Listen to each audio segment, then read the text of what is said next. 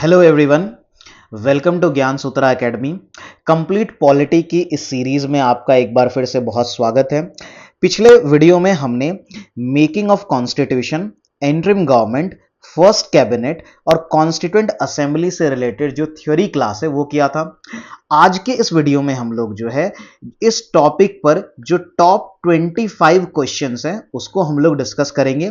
ये जो क्वेश्चंस हैं वो आपके एसएससी एग्जाम, रेलवे एग्जाम और बीपीएससी एग्जाम में पूछे गए। इवन इसमें आपको एक दो क्वेश्चन ऐसे मिलेंगे जो आपको यूपीएससी एग्जाम में भी पूछे गए हैं। जल्दी से हम लोग इस क्लास को स्टार्ट करते हैं।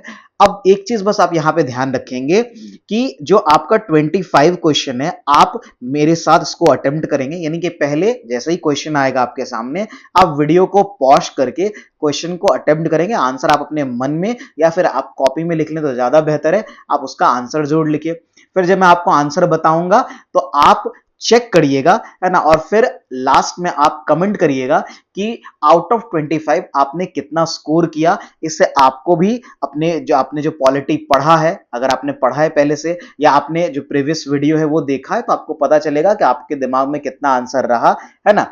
तो ये जरूर आप मेरे साथ करते चलिएगा। खैर, हम लोग जल्दी से अब क्लास को स्टार्ट करते हैं और अपने पहले क्वेश्चन की तरफ बढ़ते हैं। तो हमारा पहला क्वेश्चन क्या है?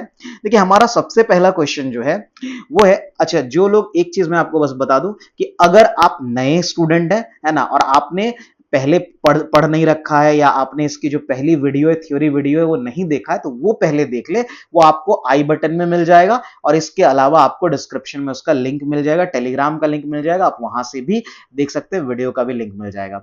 चलिए जल्दी से क्वेश्चन शुरू करते हैं। हमारा पहला क्वेश्चन है, who among the following personality was appointed as the legal adviser of the constituent assembly? कि कॉन्स्टिट्यूएंट असेंबली के लीगल एडवाइजर कौन थे जिन्होंने कॉन्स्टिट्यूशन को ड्राफ्ट किया? तो देखिए, ये लीगल एडवाइजर हमने पढ़ा है बहुत अच्छे से, हमने जो फैक्ट्स पढ़े थे, पॉइंट पढ़े थे, तो वो कौन है हमारा? वो है हमारा, आई होप कि आपने आंसर कर लिया होगा, तो वो है हमारे बीएन राव। ठीक है, तो बीएन राव जो है वो कॉन्स्टिट्यूशनल एडवाइजर थे। अब बाकी सारे ऑप्शन को भी हम लोग यहां पर डिस्कस करते हुए चलेंगे। बात करते हैं एचवीआर अयंगड़ की, तो ये कौन थे? तो एचवीआर अयंगड़ जो है वो आपके सेक्रेटरी थे। ये कौन थे? आपके सेक्रेटरी ऑफ कॉन्स्टिट्यूएंट असेंबली थे। अगर हम लोग एस एन मुखर्जी की बात करें, इनसे भी क्वेश्चन पूछता है। ये कौन थे? हमने पढ़ा था इसके बारे में, ये चीफ ड्राफ्टमैन थे ना। तो ये कौन थे? हमारे चीफ ड्राफ्टमैन जो है, ड्राफ्ट्समैन थे। ठीक है, कॉन्स्टिट्यूएंट असेंबली के, ध्यान में रहेगा। भीमराव अंबेडकर के बारे में आप ऑलरेडी जानते होंगे कि ये ड्राफ्टिंग कमेटी के चेयरमैन थे, है ना। ये जो ड्राफ्टिंग कमेटी थी, ठीक है, कि आपका जो ड्राफ्टिंग कमेटी थी उसके चेयरमैन थे। ये कौन थे? तो ड्राफ्टिंग कमेटी के चेयरमैन थे। ठीक है, ये सारे नोट्स ऑलरेडी, आपको यहाँ नोट्स करने की जरूरत नहीं, बस मैं आपको रिवाइज करा रहा हूं क्योंकि ऑलरेडी मैंने इससे जो पहले वीडियो जो लेक्चर 2 था आपका, उसमें ऑलरेडी वीडियो को पूरा कंटेंट शेयर किया, उसकी पीडीएफ शेयर कर दी है। अगले क्वेश्चन की तरफ बढ़ते हैं। अगला हमारा क्या है कि जो ओरिजिनल कॉन्स्टिट्यूशन है उसको हैंड रिटन किसने किया था? इंग्लिश में। ठीक है, तो हैंड रिटन इन इंग्लिश, यानी कि जो इंग्लिश कैलीग्राफी भी हम लोग बोलते हैं, तो इंग्लिश कैलीग्राफी किसने की थी? ठीक है, तो इसका आंसर क्या हो जाएगा? यह है प्रेम बिहारी नारायण रायजादा। ठीक है, तो प्रेम बिहारी नारायण रायजादा ने हमारे जो कॉन्स्टिट्यूशन है उसकी इंग्लिश कैलीग्राफी की थी, यानी इंग्लिश को लिखा था। ठीक है, हमने ये सारे ही नाम पढ़े हुए हैं। अगर जो वसंत कृष्ण वैद्य की बात करें, ये कौन है? तो इन्होंने क्या किया था? तो इन्होंने हिंदी कैलीग्राफी की थी। ये इन्होंने क्या था? ये आपको हिंदी की कैलीग्राफी की थी। तो हिंदी की कैलीग्राफी किसने की थी? वसंत कृष्ण वैद्य ने किया था। एस एन मुखर्जी के बारे में जस्ट मैंने डिस्कस किया कि ये चीफ ड्राफ्ट्समैन थे कॉन्स्टिट्यूएंट असेंबली के। और नंदलाल बोस की अगर बात करें तो इन्होंने क्या किया था? इन्होंने डेकोरेट करने का काम किया था, है ना। इन्होंने जो हमारा कॉन्स्टिट्यूशन है उसको डेकोरेट एंड ब्यूटिफाई करने का, है ना, ब्यूटिफाई करने का काम जो है वो इन्होंने किया था, नंदलाल बोस ने। ठीक है, आई होप कि सारा ऑप्शन आपको क्लियर हो रहा होगा। आगे बढ़ते हैं, अगला देखते हैं। अगला क्वेश्चन हमारा क्या है कि who among the following personality was the chief draftman of the constitution? अभी जस्ट पीछे डिस्कस हुआ कि चीफ ड्राफ्टमैन कौन है, एंड आई होप कि आपने सही से आंसर कर लिया होगा। तो ये है एस एन मुखर्जी। अब बात करते हैं बाकी लोगों की, है ना। देखिए, एच वी अयंगर के बारे में जस्ट हमने डिस्कस किया, वसंत कृष्ण वैद्य के बारे में भी डिस्कस हो चुका है। बात करते हैं थोड़ा के एम मुंशी की। देखिए, के एम मुंशी ये ड्राफ्टिंग कमेटी के मेंबर थे, एक तो ये कहते हैं हमारे जो ड्राफ्टिंग कमिटी थी है ना, जो आपका ड्राफ्टिंग कमिटी थी है ना, उसके मेंबर थे, ठीक है। इसके अलावा अगर देखें हमने जो कमिटीज पढ़ी थी उसमें के एम मुंशी के पास एक कमिटी थी। क्या आप लोग बता सकते हैं कमेंट में कौन सी कमिटी थी के एम मुंशी के पास? बिल्कुल, तो ये कमिटी जो है हमारा वो है ऑर्डर ऑफ, है ना, वो हमारा था ऑर्डर ऑफ बिजनेस, है ना, वो था हमारा ऑर्डर ऑफ बिजनेस कमिटी, ठीक है। तो ये हमारा ऑर्डर ऑफ बिजनेस कमिटी था, ठीक है, ये आप ध्यान में जरूर रखेंगे। तो ये हमने सारे ही ऑप्शन कर लिए। अगले क्वेश्चन की तरफ बढ़ते हैं। हमारा अगला सवाल है, who among the following wrote in calligraphic style Hindi version? अभी जस्ट डिस्कस हमने किया था, ठीक है। ये क्वेश्चंस पूछे गए एग्जाम में, ये एसएससी के एग्जाम में, मैंने पहले एसएससी के एग्जाम के लिए, फिर बीपीएससी, इवन एक दो क्वेश्चन आपके यूपीएससी एग्जाम के भी मिल जाएंगे, ठीक है। तो अगेन हिंदी कैलीग्राफी किसने की थी, इसका आंसर आप लोग कमेंट में बताओगे, ठीक है। चलिए आगे बढ़ते हैं, क्योंकि ऑलरेडी डिस्कस हो गया तो आंसर आप इसको चेक भी कर सकते हो। आगे बढ़ते हैं। अगला क्वेश्चन है कि कॉन्स्टिट्यूशन ऑफ इंडिया जो है वो अडॉप्ट हुआ था, कॉन्स्टिट्यूंट असेंबली ने उसको कौन से ईयर में अडॉप्ट किया था? तो ये हमने पढ़ा हुआ है, कब अडॉप्ट किया था। देखिए अडॉप्ट और एक वर्ड हमने कहा था इनेक्ट, इसमें कंफ्यूज नहीं करिए, दोनों ही है ना, सॉरी, तो ये दोनों ही वर्ड जो है वो एक ही है, अडॉप्ट और आपका इनेक्ट, ठीक है, इनेक्ट वर्ड। तो अडॉप्ट और इनेक्ट कब किया गया था? 1949 में किया गया था, 26 ऑफ नवंबर को किया गया था। लेकिन पूछेगा ये कि जो है ये हमारा कॉन्स्टिट्यूशन कब फोर्स में आया, ठीक है, तो वो हमारा हो जाएगा 1950, आपको पता है 26 जनवरी को ये आया था, जैसा जो हम लोग रिपब्लिक डे सेलिब्रेट करते हैं, ठीक है। अगले क्वेश्चन की तरफ बढ़ते हैं। अगला सवाल है, who moved the objective resolution that was later adopted as the preamble of constitution of India? कि ऑब्जेक्टिव रेजोल्यूशन को किसने जो है मूव, मतलब वो लेकर के आए थे, ठीक है, और यही बाद में जाकर के प्रियम्बल बना। तो ऑब्जेक्टिव रेजोल्यूशन को लाने वाले आपको पता होना चाहिए, ये थे जवाहरलाल नेहरू। कौन थे? जवाहरलाल नेहरू थे। कब आया था? तो ऑब्जेक्टिव रेजोल्यूशन जो है आपका 13 ऑफ दिसंबर 1946 का जो मतलब जो कॉन्स्टिट्यूएंट असेंबली का मीटिंग था, ठीक है, सेशन था, उसमें ये लाया गया। अच्छा, क्या आप लोग बता सकते हो कि ऑब्जेक्टिव रेजोल्यूशन कौन से ईयर में ये अडॉप्ट किया गया? इसको ये देखिए, आया तो था आपको 13 दिसंबर 1946 को था, किस डेट को इसको अडॉप्ट किया गया?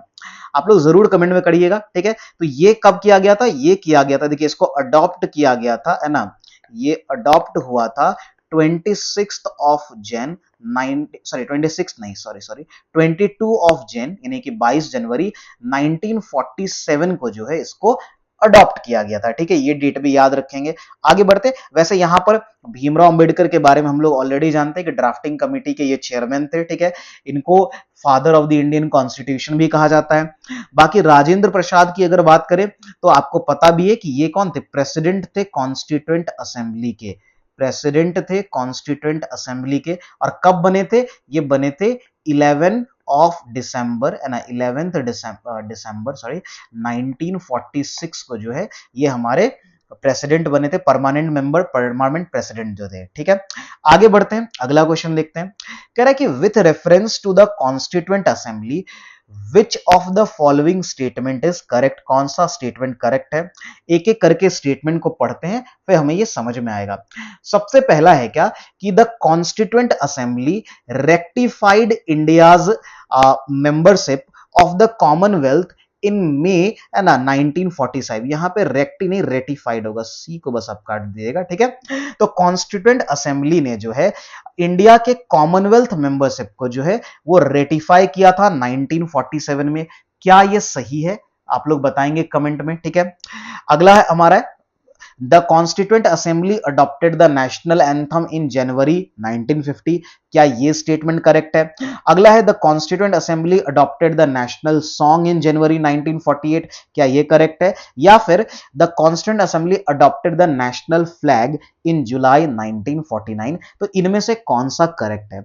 आई होप कि अगर आपने पढ़ा है तो आप इसको आराम से आंसर कर सकते हैं। ये बहुत अच्छा क्वेश्चन था जो एसएससी में पूछा गया था। एक एक करके बात करते हैं। सबसे पहले अगर मैं बात करूं, ठीक है, नेशनल एंथम की बात करते हैं, तो नेशनल एंथम जो है हमारा बिल्कुल जनवरी 1950 1950 में अडॉप्ट किया था। और जनवरी में भी अगर बात करें तो 24 जनवरी, इसी दिन हमारा नेशनल एंथम, नेशनल सॉन्ग को भी अडॉप्ट किया गया था। ठीक है, तो देखिए अगला जो इसमें स्टेटमेंट है यहीं से रॉन्ग हो गया कि नेशनल सॉन्ग को 1948 में, यह रॉन्ग हो गया। कॉन्स्टिट्यूएंट असेंबली ने नेशनल फ्लैग को जुलाई 1949 में नहीं, ये किया था जुलाई में, जरूर किया था, 22 जुलाई को किया था, बट 1947 में किया था। ये कब किया था? 1947 में किया था। ठीक है, और अब बात करते हैं हम लोग ये रेटिफिकेशन की कि कॉमनवेल्थ नेशन के मेंबरशिप के रूप में इंडिया को रेटिफाई कब किया गया था। देखिए ये मई में तो जरूर किया था, बट ये 1947 नहीं 1949 था। ठीक है, क्लियर हो रहा है? चलिए आगे बढ़ते हैं, तो हमारा आंसर क्या हो जाएगा यहां पर? आंसर 2 हो जाएगा। ठीक है, अगला क्वेश्चन देखते हैं। कह रहा है how many female members were part of constituent assembly. ये तो बहुत बार मैंने डिस्कस किया, बहुत इजी आंसर है, क्या होगा आपका? 15। ठीक है, who was the chairman of house committee of constituent assembly. कि कॉन्स्टिट्यूएंट असेंबली के हमने कमिटी जो सारी जो मेजर कमिटी हमने पढ़ा था कि टोटल 22 कमिटी थी। कितनी कमिटीज थी टोटल? जो है कॉन्स्टिट्यूएंट असेंबली के अंदर 22 कमिटी थी, जिसमें से 8 जो है वो हमारे मेजर कमिटी थी और हमारा 14 जो है वो आपका माइनर कमिटी था। ठीक है, जो आपका हाउस कमिटी है वो माइनर कमिटी का ही पार्ट है। तो इसके जो है चेयरमैन कौन थे? तो अगर आपको ध्यान में हो तो हाउस कमिटी के थे बी पट्टाभी सीतारमैया। कौन थे? बी पट्टाभी सीतारमैया। ठीक है, आगे देखिए बाकी यहां ऑप्शंस को देख लेते हैं। देखिए बाकी ऑप्शंस को अगर हम देखें तो जेबी कृपलानी की अगर मैं बात करूं तो जेबी कृपलानी के पास कौन सी कमेटी थी? तो जेबी कृपलानी के पास कमेटी थी कि फंडामेंटल राइट्स, है ना, सब कमेटी। ये कौन सी थी? फंडामेंटल राइट्स सब कमेटी जो है वो इनके पास थी। के एम मुंशी के पास कौन सी कमेटी थी? जस्ट मैंने अभी ऊपर बताया था आपको, इनके पास ऑर्डर ऑफ बिजनेस कमेटी थी। क्या थी हमारी? Order of business committee. ठीक है, तो ये ध्यान में रखेंगे, ऑर्डर ऑफ बिजनेस कमेटी इनके पास था। ठीक है, चलिए अगले, एवी ठक्कर के पास कोई कमेटी नहीं थी। ठीक है, आगे बढ़ते हैं। Alladi Krishnaswami Iyer was the chairman of the dash Constituent Assembly of India. यानी कि कौन से कमिटी के चेयरमैन थे? Alladi Krishnaswami Iyer.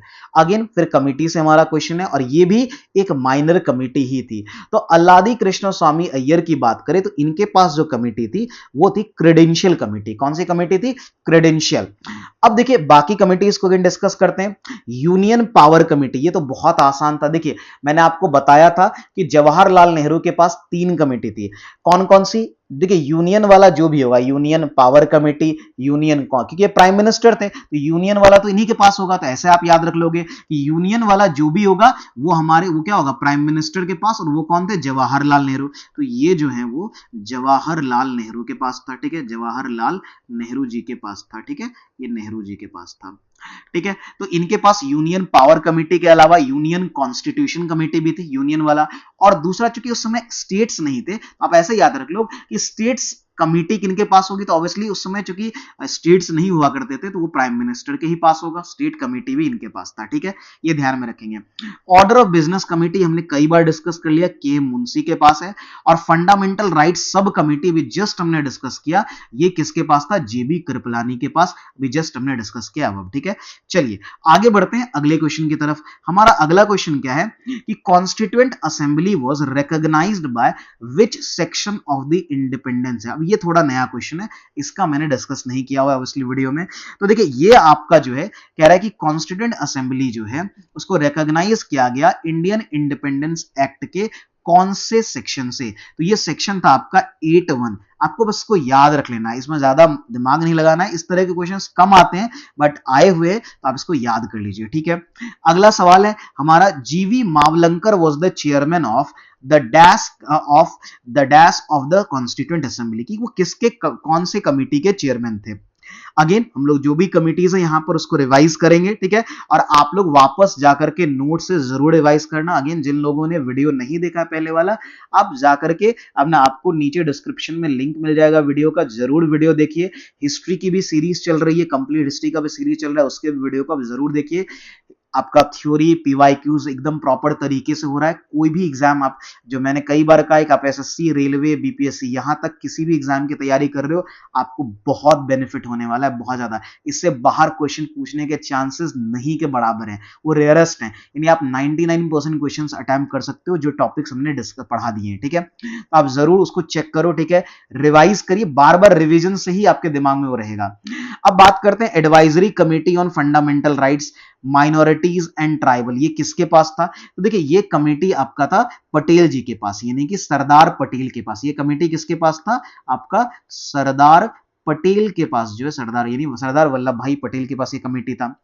Committee on function की बात करें तो ये कमेटी ही जो है वो जीवी मावलंकर के पास थी। तो याद रखना है कि committee on the function of the constituent assembly ये किनके पास था? जीवी मावलंकर। अच्छा, जीवी मावलंकर के बारे में आप एक और बात जानते होंगे, ये हमारे क्या है? ये हमारे लोकसभा के क्या है?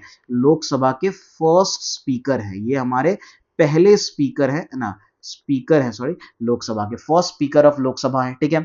Order of business committee discuss हो चुका है। अच्छा, अब एक कमेटी है ad hoc committee on national flag. ये कमेटी किसके पास था? ये कमेटी राजेंद्र प्रसाद के पास था, ठीक है। राजेंद्र प्रसाद जो कि कॉन्स्टिट्यूएंट असेंबली के प्रेसिडेंट थे, इन्हीं के पास ये कमेटी थी, ठीक है। एडहॉक कमेटी, इनके पास दो और कमेटी थी जिनको याद रखना बहुत आसान है। कैसे आप याद रखोगे मैं आपको बताता हूं। देखिए राजेंद्र प्रसाद क्या थे? वो जो है वो कमिटी कहने कॉन्स्टिट्यूएंट असेंबली के प्रेसिडेंट थे, यानी कि वो ही सारी चीजें देख रेख करते थे। तो आप सिंपल सी बात है कि वहां का जो रूल्स एंड प्रोसीजर होगा वो किसके अंडर होगा? इनके कॉन्स्टिट्यूएंट असेंबली के रूल्स प्रोसीजर। तो रूल्स एंड प्रोसीजर कमेटी जो है वो राजेंद्र प्रसाद के पास था। तो कौन सी कमेटी थी? एक तो रूल्स एंड हमारा जो है प्रोसीजर कमेटी, ये कमेटी इनके पास होगी।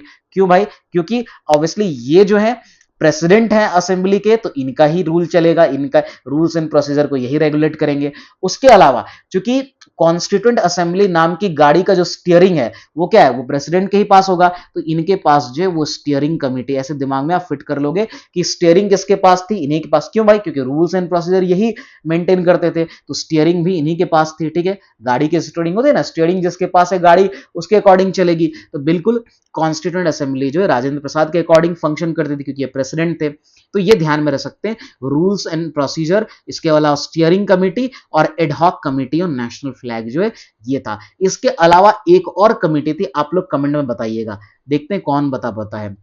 अगला क्वेश्चन हमारा, when was the 10th session of the constituent assembly held? कि जो आपका 10th टोटल सेशन हमने पढ़ा था कि 11 टोटल सेशन था, हमने ये भी देखा था कि लास्ट सेशन कब हुआ है, ठीक है। अब जो है, अब ये देखते हैं हम लोग के ये हमारा 10th सेशन कब है। तो आप लोग कमेंट में ये बताओगे कि 11th सेशन कब हुआ था, क्योंकि मैंने लास्ट सेशन आपको मेंशन किया था प्रीवियस वीडियो में। अब देखिए 10th सेशन की अगर बात करें तो ये 6 to 17 अक्टूबर 1949 को, 11th भी 1949 को ही हुआ है क्या? ये आप लोग कमेंट में बताओगे, ठीक है, या कब हुआ है ये आप लोग बताइए। खैर आगे बढ़ते हैं। अगला हमारा total membership of the constituent assembly जो है वो 389 था, बिल्कुल हमने पढ़ा है, जिसमें से कह रहा है dash were representative of princely state, ठीक है। ये टोटल कितने थे? 93 मेंबर्स जो है वो प्रिंसली स्टेट से थे, और बाकी 296 मेंबर जो है वो प्रोविंशियल रीजन से थे। और अब देखिए ये जो लोग थे ये इलेक्टेड थे, इनको इलेक्ट किया गया था ना, ये इलेक्टेड मेंबर थे। और ये मेंबर जो है ये क्या है? ये नॉमिनेटेड मेंबर है, ये नॉमिनेटेड मेंबर है। इससे भी सवाल बनता है, ठीक है। खैर अभी आपको आगे मिलेगा भी। चलिए आगे देखते हैं। आगे सवाल क्या है? In which year Motilal Nehru did Motilal Nehru and 8 other Congress leader drafts a constitution for India? ये अच्छा क्वेश्चन है। देखिए इंडिया के लिए जो पहला कॉन्स्टिट्यूशन ड्राफ्ट हुआ था ये हुआ था, ये मोतीलाल नेहरू और 8 अदर कांग्रेस मेंबर्स के द्वारा हुआ था। ये कब हुआ था? ये हुआ था 1928 में। कब हुआ था? 1928 में हुआ था, ये ध्यान रखिएगा। अब मैं आपको थोड़ा सा स्टोरी बता देता हूं। एक्चुअली देखिए 1927 में आपको पता है कि साइमन कमीशन बना था, हमने पिछले वीडियो में डिस्कस किया है। तो ये आपका पता है कि ये साइमन कमीशन बना, ठीक है। क्या बना? Simon commission. 1928 में ही साइमन कमीशन जो है वो इंडिया आया, कहाँ आया? तो ये आपका इंडिया आया, ठीक है। और जब इंडिया आया तो साइमन गो बैक और है ना ब्लैक फ्लैग के साथ साइमन का स्वागत हुआ, साइमन कमीशन का हुआ कि और क्यों हुआ था उसका भी कारण आपको पता है। साइमन कमीशन में 7 मेंबर थे और सबके सब क्या थे? 7 के 7 मेंबर जो हैं ये वाइट थे, है ना। बात समझिए, इसी का कांग्रेस ने विरोध किया था, ठीक है। अब देखिए उस समय हुआ क्या, उस समय जो यहां पर सेक्रेटरी ऑफ द स्टेट थे उनका नाम था बिरकन हेड। अब इसका नाम याद रखिएगा, ये थे बिरकन हेड, ठीक है। ये सेक्रेटरी ऑफ स्टेट थे उस समय, ये क्या थे हमारे? ये सेक्रेटरी ऑफ स्टेट थे।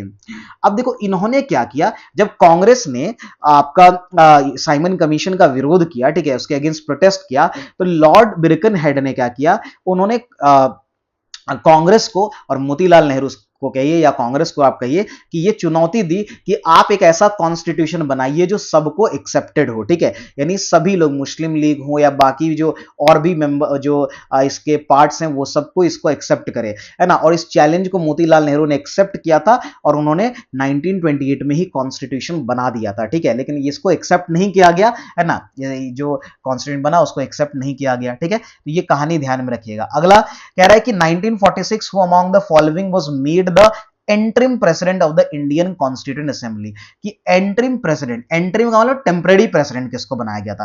परमानेंट आपको पता है ये राजेंद्र प्रसाद, ये तो परमानेंट थे, ठीक है। ये कौन थे? ये आपका परमानेंट हो गए, ठीक है।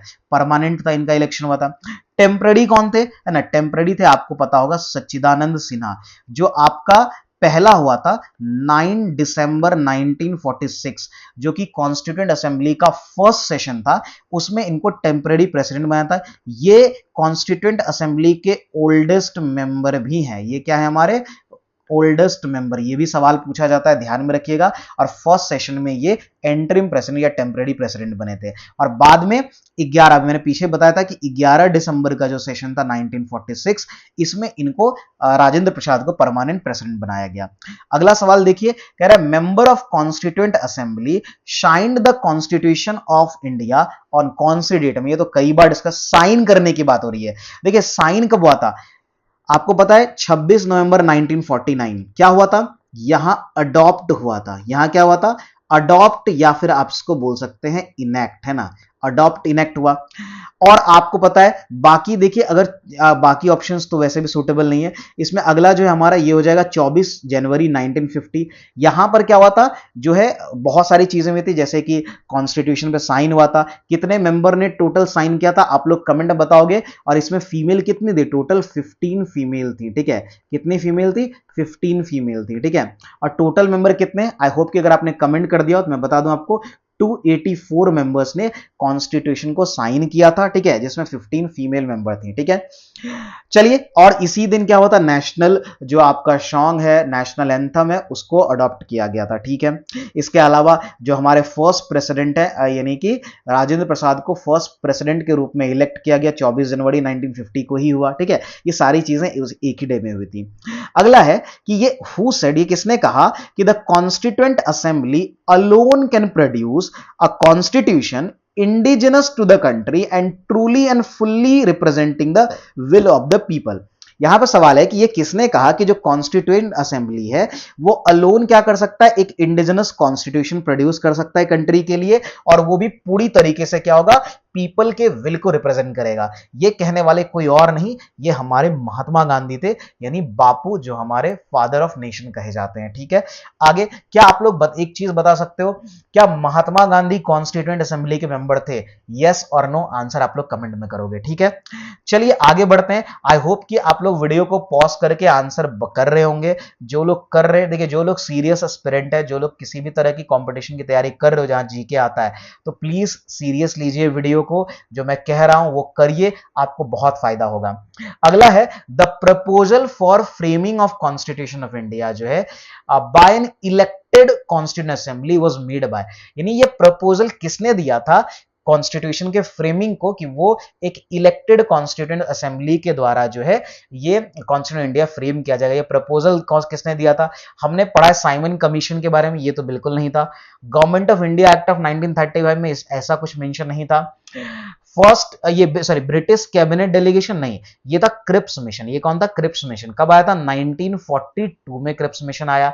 वैसे तो इसका पर्पस था कि सेकेंड वर्ल्ड वॉर में इंडियंस का सपोर्ट लेने के लिए, और इसने इसके बदले में दो तीन चीजें बात कही थी। एक तो कॉन्स्टिट्यूशन का प्रपोजल रखा था, साथ में कॉन्स्टिट्यूएंट असेंबली को एक्सेप्ट कर लिया था कि वो फॉर्म किया जाएगा और कॉन्स्टिट्यूशन को फ्रेम किया जाएगा, ठीक है। और साथ में डोमिनियन स्टेट देने का जो है बात की गई थी। देखिए ये सारी बातें अगेन नोट्स में है तो मैं बार बार नहीं लिखूंगा। तो डोमिनियन स्टेट देने की बात की, लेकिन कांग्रेस ने इसका भी विरोध किया, और क्योंकि कांग्रेस डोमिनियन स्टेटस नहीं बल्कि कंप्लीट फ्रीडम चाह रही थी, ठीक है। और इसके बाद ही आपका क्विट इंडिया मूवमेंट हुआ था 1942 में, ठीक है। आगे बढ़ते हैं। कह रहा है as per the cabinet mission plan, one representative in constituent assembly was in the ratio to what population, कि एक जो मेंबर है, एक जो रिप्रेजेंटेटिव, वो कितने पॉपुलेशन, यानी कि सिंपल वे में कहे तो कितने पॉपुलेशन पर एक रिप्रेजेंटेटिव कॉन्स्टिट्यूएंट असेंबली में था। तो ये भी इंपॉर्टेंट क्वेश्चन है, अच्छा क्वेश्चन है। ये 10 लाख, ये ना ये एसएससी में आई थिंक पूछा हुआ क्वेश्चन है, ठीक है। 10 लाख, ठीक है। एसएससी के अलावा शायद मध्य प्रदेश के पीसीएस एग्जाम में भी ये पूछा हुआ क्वेश्चन है, हाल फिलहाल में ही पूछा है, शायद 2022-23 में पूछा है, ठीक है। आगे बढ़ते हैं। Who among the following was the chairman of union constitution committee of the, कि यूनियन कौन, याद करिए अभी मैंने पीछे बताया था, यूनियन जैसे ही आया वो कौन सा होगा? जवाहरलाल नेहरू के पास होगा, ठीक है। और बाकी हमने इन सब के बारे में पढ़ा है कि अंबेडकर के पास ड्राफ्टिंग कमेटी थी, जेबी कृपलानी के पास कौन सी कमेटी थी, आप लोग कमेंट में बताओगे।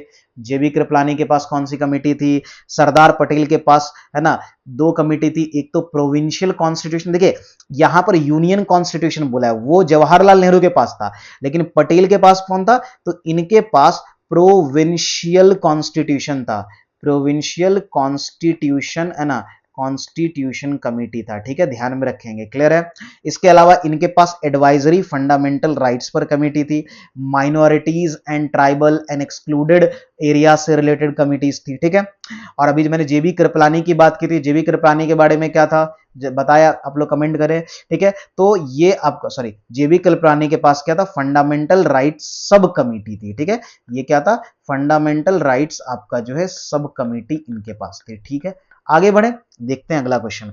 अब हमारा क्या है? कह रहे with reference to the proposal of Cripps mission, ठीक है।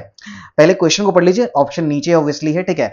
तो कह रहा है क्या कि with reference to the proposal of Cripps mission, Cripps का स्पेलिंग यहां ठीक कर लेंगे, ठीक है। क्रिप्स मिशन कह रहा है, स्टेटमेंट को देखते हैं क्या कह रहा है। तो कह रहा है the constituent assembly would have members nominated by provincial assemblies as well as the princely state, ठीक है। कह रहा है क्या कि जो क्रिप्स मिशन आया था उसमें यह कहा गया कि कॉन्स्टिट्यूएंट असेंबली जो है उसमें मेंबर्स होंगे, नॉमिनेटेड मेंबर्स होंगे प्रोविंशियल असेंबली और प्रिंसली स्टेट दोनों से। क्या यह स्टेटमेंट सही है? नहीं, ये स्टेटमेंट आपका गलत है। कहां गलत हो जाता है? देखिए नॉमिनेटेड मेंबर जो है वो प्रिंसली स्टेट से था, यहां से था, और प्रोविंशियल असेंबली से यहां इलेक्टेड मेंबर था, ठीक है, इलेक्टेड मेंबर था। बात समझ में आ रही है? हमने डिस्कस भी किया था इसको वीडियो में, थ्योरी वाले पार्ट में, ठीक है। आगे कह रहा है क्या कि any province which is not prepare to accept the new constitution, कि कोई भी ऐसा प्रोविंस जो नए कॉन्स्टिट्यूशन को एक्सेप्ट करने के लिए प्रिपेयर्ड नहीं है, would have the right to sign a separate agreement, कि उनके पास राइट है कि वो सेपरेट एग्रीमेंट ब्रिटिशर्स के साथ साइन करेंगे रिगार्डिंग इट्स फ्यूचर स्टेटस। ये बात बिल्कुल सही है, ये प्रपोजल रखा था और इस प्रपोजल का विरोध भी हुआ था, ठीक है। चलिए क्लियर हो रहा है। अब देखिए तो हमारा यहां पे ऑप्शन क्या हो जाएगा? तो वही कह रहा है विच of the statement given above is correct, तो ये हो जाएगा हमारा ओनली वन, ठीक है, तो केवल एक हो जाएगा। अगला सवाल देखते हैं हमारा, कह रहा है कि who among the following was not the member of, है ना, सॉरी यहां पर एंट्रिम गवर्नमेंट होगा, यहां क्या हो जाएगा आपका? एंट्रिम गवर्नमेंट फॉर्म्ड इन 1946, कि 1946 में जो एंट्रिम गवर्नमेंट बनी, हमने थ्योरी क्लास में सबसे पहले इसी को डिस्कस किया था, एंट्रिम गवर्नमेंट और फर्स्ट कैबिनेट को, ठीक है। तो एंट्रिम गवर्नमेंट का कौन मेंबर नहीं है? राजेंद्र प्रसाद, क्या ये मेंबर थे? सी राजगोपालाचारी, जगजीवन राम या भीमराव अंबेडकर। देखिए राजेंद्र प्रसाद बिल्कुल मेंबर थे, ठीक है। और क्या आप लोग बता सकते हैं कि ये जो है फर्स्ट मतलब सॉरी ये एंटरिम गवर्नमेंट में राजेंद्र प्रसाद के पास क्या था? इनके पास आपको पता होगा food and agriculture, food and agriculture था, ठीक है। सी राजगोपालाचारी ये भी थे, है ना। तो इनके पास देखिए ये थे, है ना। तो इनके पास क्या था? मतलब सी राजगोपालाचारी की अगर मैं बात करूं, इनके पास एजुकेशन था, ठीक है। इनके पास एजुकेशन था। जगजीवन राम जो है ये भी मेंबर थे, ठीक है, ये भी मेंबर थे। और इनके पास क्या था? हमने बताया था कि इसने पूरा जीवन क्या होता राम की सेवा की। तो इनके पास कौन सा था? लेबर डिपार्टमेंट, है ना। इनके पास लेबर डिपार्टमेंट था। बचे भीमराव अंबेडकर। देखिए भीमराव अंबेडकर ही आपका आंसर होगा, क्योंकि ये एंटरिम गवर्नमेंट में नहीं थे, लेकिन हां याद रखेंगे ये फर्स्ट कैबिनेट जो बना था या फर्स्ट गवर्नमेंट जो बना था, फर्स्ट कैबिनेट में ये थे। और ये क्या थे? लॉ मिनिस्टर थे, ठीक है। ये हमारे लॉ मिनिस्टर थे, ये याद रखेंगे, ठीक है। अगला सवाल देखते हैं, ये हमारा सेकंड लास्ट क्वेश्चन है। कह रहा है which one among the following is an incorrect statement about the constituent assembly. ये यूपीएससी का सवाल है, ठीक है। जरा इसको देखते हैं क्या क्या स्टेटमेंट। पहला है it worked with the help of large number of committees, the most important among them being the drafting committee। कि कॉन्स्टिट्यूएंट असेंबली जो है वो लार्ज नंबर ऑफ कमिटीज के हेल्प पे काम करता था, वर्क करता था। और इसमें जो है ड्राफ्टिंग कमिटी वो सबसे ज्यादा इंपॉर्टेंट थी। तो बिल्कुल ये तो आपका स्टेटमेंट सही है, ठीक है। अगला देखते हैं, कह रहा minorities community like Christian, Anglo Indians, Parsi were adequately represented. ये भी सही स्टेटमेंट है कि इन सब का इक्वल जो है एडिक्वेट रिप्रेजेंटेशन था। कह रहा it was elected on the basis of universal adult franchise. यही आपका इनकरेक्ट, यानी कि ये गलत है और यही आपका आंसर हो जाएगा, ठीक है। ये स्टेटमेंट गलत है, वहां यूनिवर्सल एडल्ट फ्रेंचाइज नहीं था। तो क्या था? वो आपका अगला ही ऑप्शन में आंसर है कि इसका जो इलेक्टोरल प्रोसेस था was based on the 6th schedule, है ना, 6th schedule of the act of 1935। कि 1935 के जो 6th एक्ट का जो 6th शेड्यूल था, जिसमें रेस्ट्रिक्टेड फ्रेंचाइज यानी रेस्ट्रिक्टेड वोटिंग राइट्स की बात की गई थी based on tax, property, educational qualification. तो ये इन सब बेसिस पर जो रेस्ट्रिक्टेड आपका है ना वोटिंग राइट्स था वो था। तो यानी यूनिवर्सल अडल्ट फ्रेंचाइज यानी कि सबको वोटिंग राइट्स नहीं थी, ठीक है। ध्यान में रखेंगे, तो ये सही बात था, ठीक है। तो आपका ऑप्शन हो जाएगा 3। चलिए अगला जो हमारा लास्ट क्वेश्चन है आज का, उसको हम लोग देखते हैं। और अगला बहुत इजी क्वेश्चन है, कॉन्स्टिट्यूशन डे हम लोग कब सेलिब्रेट करते हैं? तो बिल्कुल जब जिस दिन कॉन्स्टिट्यूशन को अडॉप्ट इनेक्ट किया गया था। आप लोग कमेंट में बताओगे कि ये कब किया था, क्योंकि पीछे कई बार डिस्कस हो चुका है। बाकी ये कब से सेलिब्रेट किया जाता है? तो ये आपका 2015 से इसको अनाउंस किया गया, तब से ये सेलिब्रेट होता है, ठीक है। तो हमने 25 क्वेश्चंस जो हैं वो कंप्लीट कर लिया, ठीक है। और मैंने डिटेल में आपको बहुत सारी चीजें बता दी। बाकी जो चीजें मैंने छोड़ी हैं वो इसलिए छोड़ी है क्योंकि वो उसके ऑलरेडी मैंने डिटेल क्लास बनाकर रखा हुआ है, जरूर जाकर के उसको देखिए। बाकी भी जो क्लासेस हो रहे हैं उसको जरूर आप अगर आप प्रिपेयर कर रहे हैं, आप इस चैनल के साथ जुड़ जाइए, क्योंकि यहाँ पे कंटिन्यू आपके लिए कंटेंट आ रहा है। अभी हिस्ट्री और पॉलिटी का सीरीज हम लोग कंप्लीट कर रहे हैं, है ना। फिर इसके साथ हम लोग स्टैटिक, जीके, ज्योग्राफी और इकोनॉमिक्स को भी स्टार्ट करेंगे, ठीक है। चलिए तो आज के वीडियो में इतना ही। बहुत बहुत धन्यवाद आप सभी का वीडियो देखने के लिए, है ना। बाकी ज्ञान सूत्रा एकेडमी के नाम से ही टेलीग्राम में से ज्वाइन कर लीजिए। वीडियो को लाइक करिए, वीडियो अच्छा लगा हो तो कमेंट और शेयर जरूर कर दीजिएगा, ये बहुत जरूरी है सपोर्ट के लिए। चैनल नया है, आपका सपोर्ट हमारे लिए बहुत बहुत जरूरी है। वीडियो अच्छा लगा हो तो शेयर करिए। आज के लिए इतना ही, धन्यवाद। मिलते हैं अगले क्लास में।